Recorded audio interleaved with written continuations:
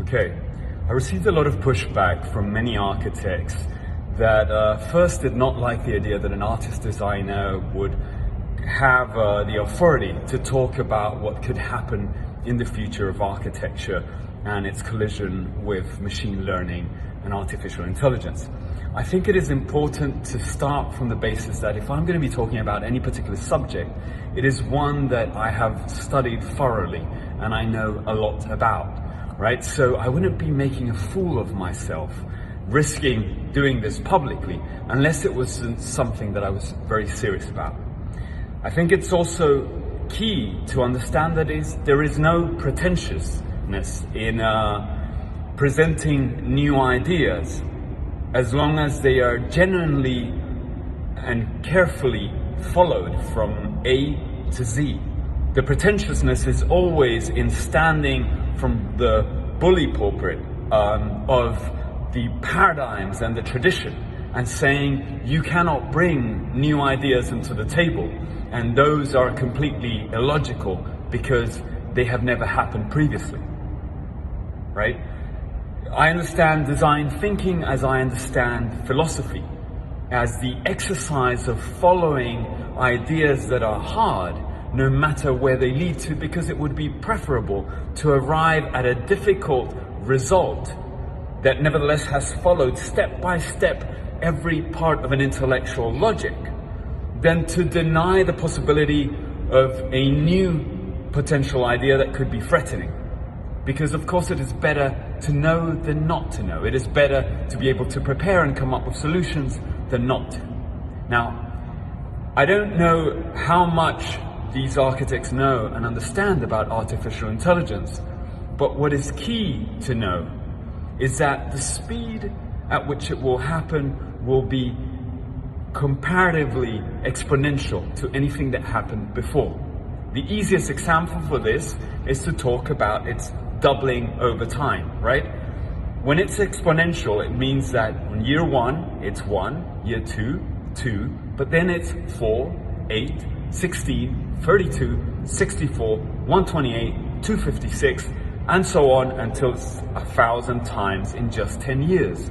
Imagine what a technology of today will be like times 1,000.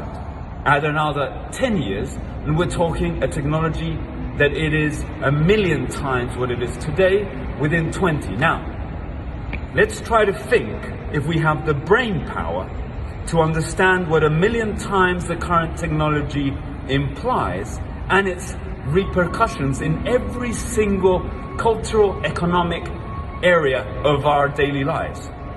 It is absolutely logical by definition that the level of impact it will have is unlike anything that has ever happened in human history. Therefore, when we stand from the basis of past experience, past knowledge, you're standing from the basis of utter ignorance as to future scenarios, because we cannot project in a linear manner what needs to be projected in an exponential manner. We cannot follow our gut feelings of how we believe things will be. We must follow the intellectual logic of what the numbers and the data are illustrating. Now, within that, I ask you guys to please come to this platform where we can discuss ideas. And I'm discussing these ideas not as a troll or a clickbaiter. I am genuinely interested in the revision of all kinds of notions and their potential change. That is what I do for a living. I know that you see the output in a variety of different areas and disciplines that go from art to design to technology, but at the end of the day, what we're doing is we're questioning and coming up with a new original combination of what is there. So, when you come here, please do the entire exercise with me. Point out any flaws there might be, but hold on to your ego. Don't get or feel attacked, right? Give me the benefit of the doubt that if I am presenting an idea in front of 60,000 people, it is not to risk embarrassing myself and the little reputation I have. It is because I genuinely am interested in debating these issues. And I believe that the more we discuss them, the more we will all be aware and try to figure out ways to solve the scenarios which we are about to confront. Okay, so design thinking as philosophy, more important than ever before. And I leave you with one final notion. It is artists, creatives, writers, architects, etc. Every single one of us that associates ideas for a living and projects scenarios that haven't existed before, the ones that will survive the longest without having our jobs replaced by a machine. But in any field of expertise in which it can be broken down to small exercises, in which data, information, taste, decisions can be compiled and crowdsourced and can be processed by hundreds of thousands and millions of times what we're capable of doing, it is only a matter of time, by logic, until machines will be able to do that.